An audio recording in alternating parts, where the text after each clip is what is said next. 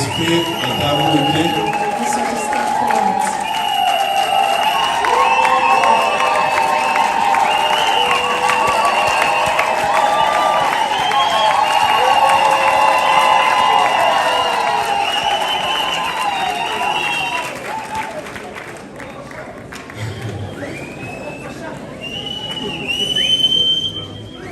Ndabona abo bagira baramenyereye arimo aribuka no kuzamura. So mube mubareba. Hallelujah.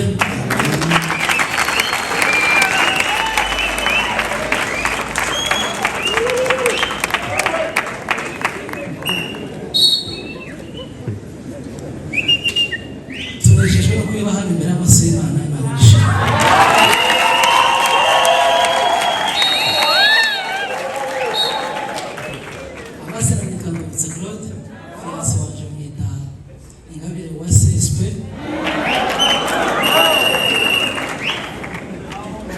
Dufite ubukwe tariki 21 z'ukwezi kwa 12. Doti zabera hara hepfo Grace Deus hafi ya gereza. Imiti ndatuva hano ni hafi. Umuhuro wabera usanga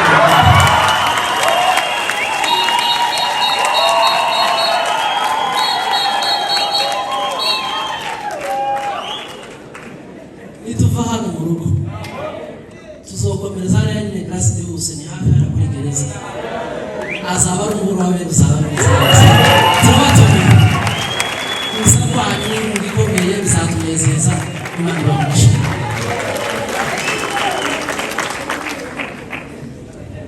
Iyi kamyo yari yaguye mu muhanda bakuyeho. It's been causing traffic jam. Teje jam. Sichane ratarabikamye. Okay. Isashimwe nitwa Christian Irunga, fiancé wanjye yitwa Mutazinka Ange. Dufite ubukwe twifuje kubatumira mu bukwe dufite ku cyumweru tariki 15. Dusezerana imbere y'Imana bizabera hano muri Four Square, bote na reception bizabera ku Gisozi Romantic Garden. Turabatumiye muzaze mubane natwe mu birori byacu. Imana ibamugishe. Amen. Yezime Isashimwe nitwa Nyarina Denise, fiancé wanjye yitwa Kalisa Kristo. Dufite ubukwe ku tariki 15 ku cyumweru gikurikira. Bote na reception bizabera kuri Manpark muri Kanombe. Dusezerana imbere y'Imana hano saa 8. Kuza kwanyu ni inkuru ikomeye umugisha kuri twe. Yesu ashimwe. Nitwa Rusangwa Samuel, fiancé wanjye yitwa Nyabageni Soleil, ntabwo yabashije kuboneka. Dufite ubukwe ku itariki 21 z'ukwa 12. Dote na reception bizabera Kigali Parents. Hanyuma gusezerana imbere y'Imana ni hano. Turabatumiye bana namwe bizabushimisha. Yes. Hallelujah.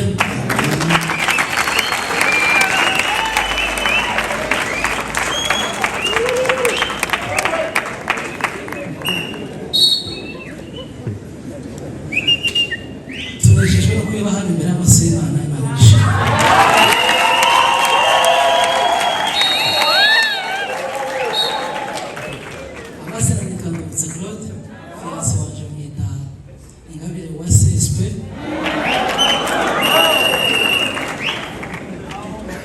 Dufite ubukwe tariki 21 z'ukwezi kwa 12. Doti zabera hara hepfo Grace Deus hafi ya gereza. Imiti ndatuva hano ni hafi. Umuhuro wabera usanga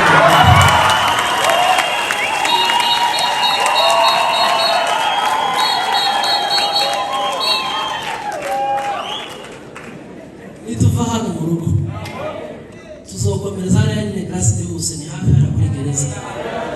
Azaba ari umuhuro wabera uzaba turabatumiye musabanye mugikomeye bizatunezeza Imana ibamugishe.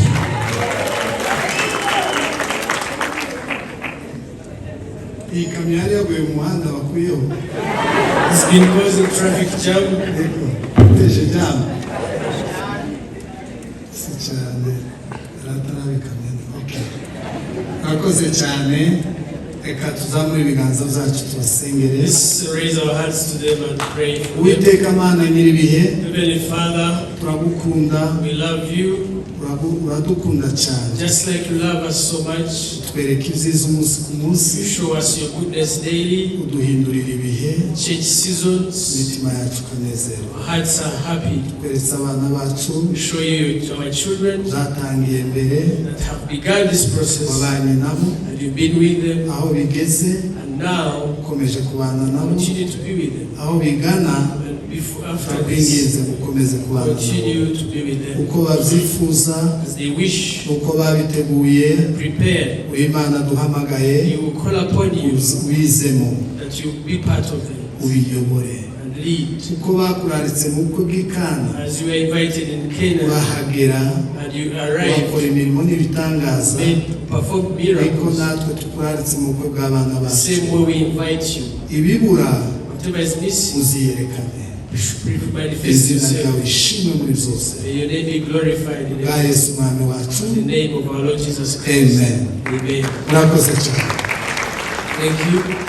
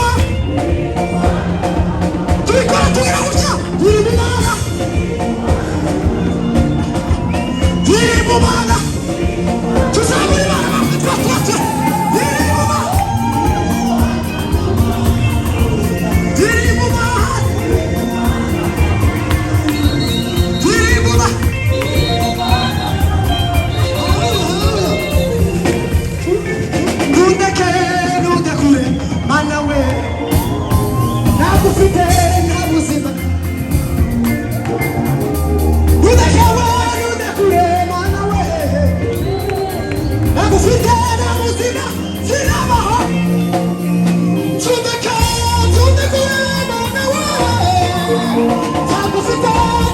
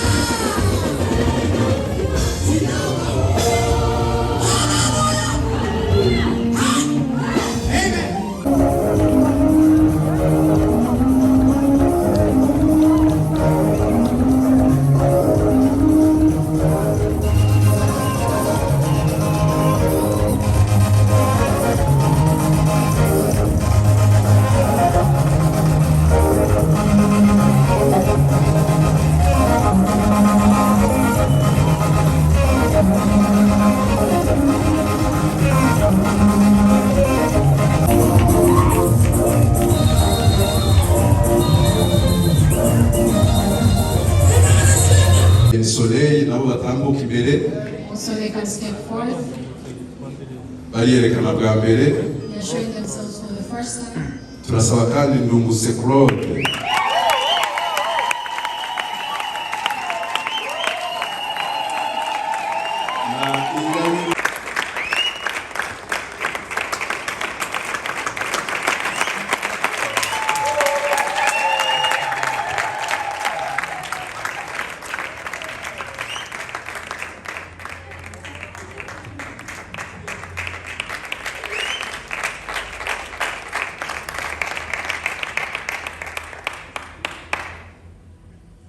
buri muntu mwababonye neza, You've seen them. hari abo muzi, Some faces familiar.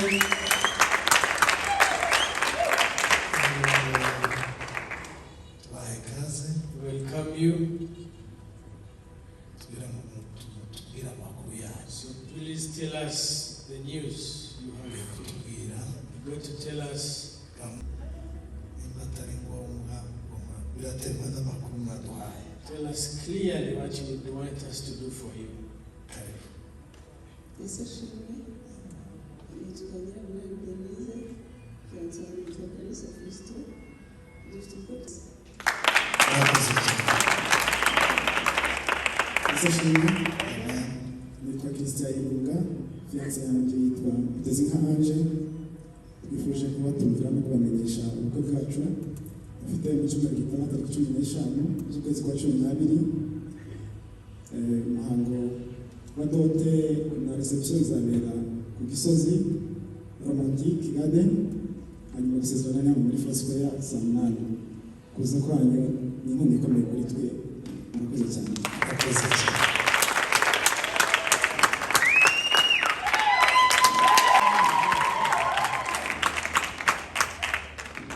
Haleluya. Amazina nitwa Ndamutse Claude. Fiancé wanje yitwa Ingabire wa CSP. Dufite ubukwe. Cyangwa umuburo w'abera. Doti izabera hariya La Grace House, ni hano hafi kuri gereza. Ni hafi na hano, ni minota 3. Urusengero ni City Light, ni hano tuzasezeranira. Saa 8. Umuburo w'abera uzokomereza hariya nyine Grace House. Kuza kwanyu ni kubikora. Murakoze. Yesu ashimwe. Amen. Nitwa Musangwa Samuel, fiancé wanjye yitwa Nyabageni Soleil, ntabwo yabashije kuboneka. Dufite ubukwe ku itariki 21 z'uku kwezi, Kigali Parent niho buzabera, naho dote na reception bizabera. Hanyuma gusezerana imbere y'Imana ni hano muri Foursquare. Turabatumiye kubana namwe, bizadushimisha. Murakoze cyane. Murakoze cyane. Thank you so much.